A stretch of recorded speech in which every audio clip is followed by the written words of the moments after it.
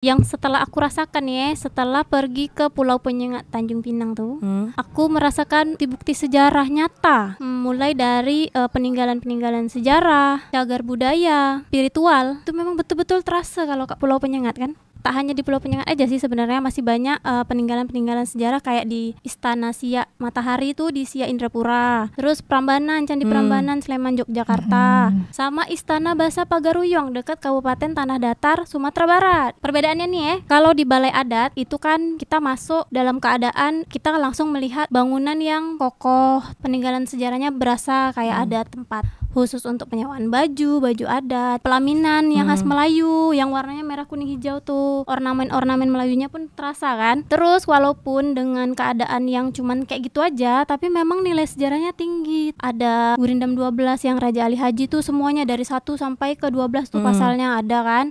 Foto-foto kerajaan-kerajaan Melayu Riau kan. Sultan-sultan. Iya, sultan-sultan. Kalaupun di Penyengat nih, di bawahnya ada sumur kan, sumur peninggalan yang biasanya tuh dipercaya untuk diminum langsung ataupun memang untuk mandi kan, menghilangkan hal-hal yang halus lah kayak gitu ya kan. Nah tapi kalau di Candi Prambanan Jogja nih, korang udah pernah belum ke situ? Belum pernah. Belum lah. Belum pernah Ceh. Mitosnya hampir sama kayak di Pulau Penyengat. Jadi kalau korang bawa kekasih atau pasangan yang belum halal ke situ, mitosnya akan putus atau pisah. Sama kayak di Pulau Penyengat gitu, gitu juga kan mitosnya kan. Jadi memang disarankan untuk tidak membawa pasangan yang bukan muhrimnya atau yang bukan halal lah ya gitu. Tapi kalau aku ingat dekat Pulau Penyengat itu kalau misalnya kita datangnya 2 kali tak akan terjadi. Jadi kalau misalnya bisa datang nih sekali, sebelum kau putus kau datang lagi, macam gitu.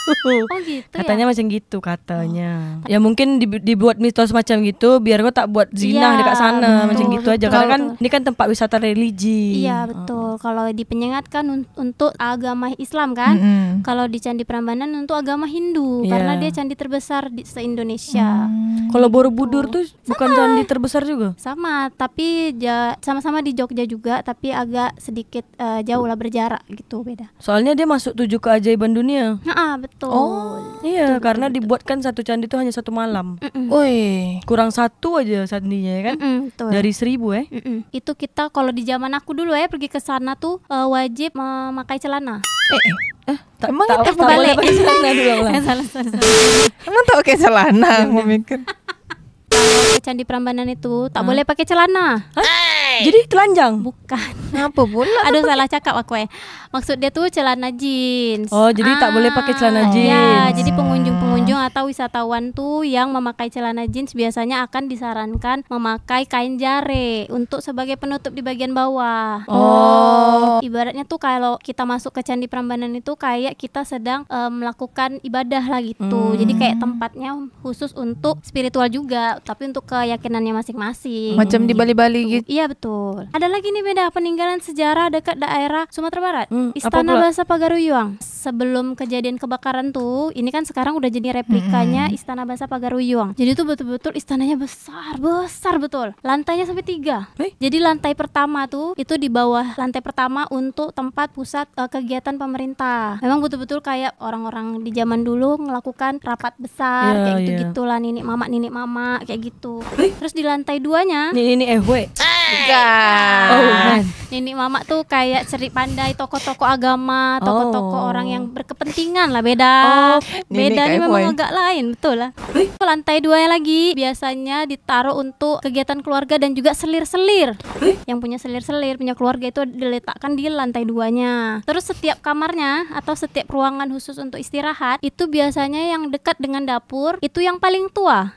Karena filosofinya kan kalau paling tua biasanya menyiapkan semua kegiatan di rumah kayak masak, menyuci baju dan segala macamnya kan dekat dengan dapur. Jadi kalau bangun pagi tidak mengganggu orang-orang yang sedang istirahat atau raja-raja lagi tidur. Kalau misalnya yang paling muda, kamarnya paling depan. Pula? Karena ya memang aktivitas untuk di dapur kan sangat kecil, tak seperti orang-orang tua kan gitu. Terus yang lantai 3-nya lagi nih beda. Untuk penyimpanan alat-alat ataupun keris, tombak, pedang, senjata-senjata. Jadi memang ada khusus tempat-tempatnya lah. Jadi 3 lantai itu 3 tiganya semuanya ada fungsinya. Terus ada tangga naik dan tangga turun. Memang dikhususkan di zaman dulu kan yang paling dekat dengan dapur yang melewati tangga itu, atau yang melewati kamar turun atau naik kayak gitu, atau sebaliknya. Kalau sekarang? Sekarang pun sama juga. Jadi tapi kalau sekarang kan karena itu dialihfungsikan untuk sebagai tempat wisata ataupun untuk cagar budaya. Jadi untuk orang yang naik ke atas dijadikan satu arah, yang naik, yang nak turun tangga turun. Kalau yang sekarang nih berarti yang naik tuh dekat lewat tempat orang yang paling muda atau paling tua? Yang paling muda. Berarti turunnya pas paling tua. Iya, pas paling belakang kayak gitu. Sama juga kayak dekat Istana Siak Sri Indrapura. Ada 2 lantai kalau kat situ, tapi ada replika-replikanya beda. Kalau Istana Siak Sri Indrapura tuh ada sungai. Sungainya Sungai Siak tuh lah yang membentang di daerah Siak kan, sampailah ke Pekanbaru sana. Sungai tuh besar betul beda. Besar terus dalam. Di istana tuh bentuknya silang melintang, petak melintang gitu dia. Gimana Pak maksudnya nih? Jadi tuh bentuk biasa kan kalau istana kan petak gitu aja, terus ada kubah-kubah kan. Kalau ini dia petak tapi menyilang bentuk dia. Petak menyilang. Iya, Gini jadinya. iya. Kalau dilihat dari filosofinya sih katanya dekat dengan dapur dan bagian dapur itu menjorok ke bagian belakang nyilangnya. Replika-replika dekat Istana Siak ada meja makan untuk rajanya. Terus ada peninggalan kayak kerisnya, tempat duduknya raja, alat musik. Biasanya kalau ada perayaan-perayaan kayak di kerajaan tuh, mereka pakai alat musik itu. Jadi memang ditaruh kayak macam museum gitu lah beda. Tapi sekarang udah jadi replika. Iya, semuanya replika. Yang aslinya aku nggak tahu pula ya beda. Tapi memang ada beberapa yang asli, tapi pun itu sudah dicat ulang. Kayak kursi tuh dulu kan dipakai raja satu biji ditaruh kayak lemari besar gitu, ditaruh. Tapi itu dicat ulang kayaknya, karena memang warna kuning emasnya tuh memang menyala lah sampai sekarang. Walaupun mungkin nggak asli lagi, bentuknya kurang lebih kayak gitu. Terus meja makannya tuh betul-betul ada kayak prajurit-prajuritnya. Ada raja duduk kat paling ujung, paling tengah. Patung beserta atau kayu pahat? patung dari batu. Tiap ruangannya itu betul-betul dibikin kayak sesuai pada di masa kerajaan itulah. Tak jauh dari istana tuh kita bisa ngelihat jembatan Siak. Jembatan Siak. Jembatan Siak tuh dijadikan kayak monumen yang untuk di Siak lah. Jadi orang bisa foto-foto kat situ. Terus ada mahkotanya, mahkota raja tuh dibikin kayak replikanya besar. Cantik lah pokoknya kalau Tapi di boleh Siak dipakai? tuh. Tak lah, hanya buat foto aja. Kalau di Istana Pagaruyung ada baju-baju penyewaannya. Jadi gak hanya buat foto-foto baju kita biasa aja, tapi bisa pakai baju adatnya. Kalau di Pulau Penyengat penyewaannya 25.000. Iya, tuh.